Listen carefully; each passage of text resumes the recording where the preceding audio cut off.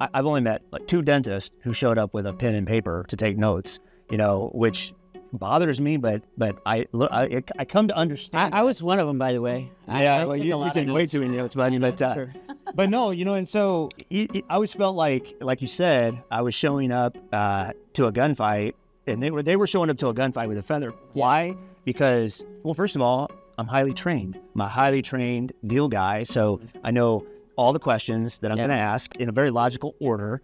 I know all the questions that they're going to ask, and usually they ask all the right questions in the wrong order, and I know how I'm going to answer that, right? And then also, we're then going to do an evaluation of the practice. I'm really going to see that practice from corner to corner, and so I end up knowing more about that practice than the doctor ever could. So when I was on the buy side and I'm negotiating with doctors like yourself, it was just unfair. Yeah. Right. And so I'm seeing that and I'm like, man, these guys, they really need representation. And the problem that I was seeing in the industry is, you have all these traditional brokers. Traditional brokers are just, I'm not going to put them down, but they're meant to help you sell to another dentist.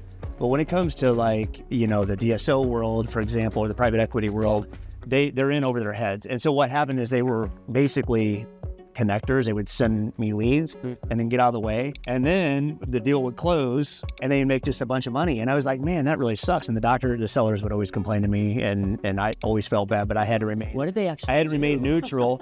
Right. And so then, on the other side of that rainbow, you had investment bankers who started to get in the space. I'm not going to name any names. Very sophisticated level. Very sophisticated. Yeah. They understand M&A and mergers and acquisitions at a very high level. And so they were able to do much more sophisticated evaluations that spoke to DSOs better and private equity companies better.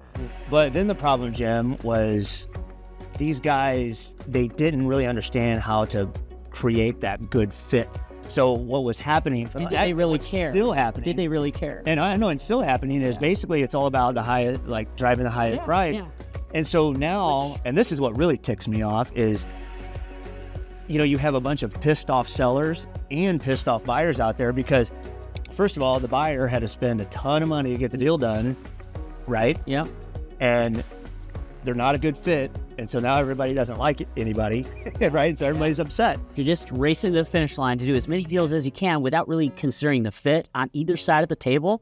It's a problem. It's hard to come up with a good fit, by the way. Yeah. I mean, right now, per my count, there's over 350 DSOs, more if you count the small ones. Yeah. I think with the small ones, it's more like 2,000, literally. Well, and the thing is with that is they all have a different mission, vision, different operational plan. And here's the important part. They're all in a different growth cycle. So, a DSO that has 3 locations or 5 locations or whatever, they have different challenges than the big DSO who has 2,000 locations, right? Oh, absolutely. And so it's just, it's very difficult to figure it out. Plus, if you've never been inside, if you've never been on the inside of those DSOs, it's hard to understand like what they're actually going through, right? And which is why it's hard to make that fit. And so over the years, I've just seen this over and over and over again, Jim, and it fuels my fire.